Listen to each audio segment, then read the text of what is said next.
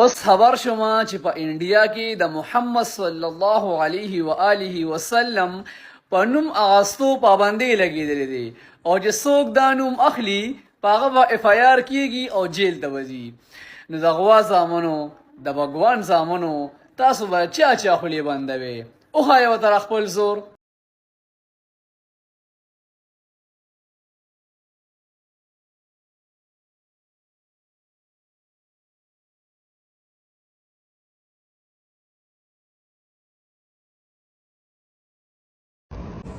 دا وګوره الله پاکې چې کوي دي سور باران ته وګورئ او د انور ته وګورئ.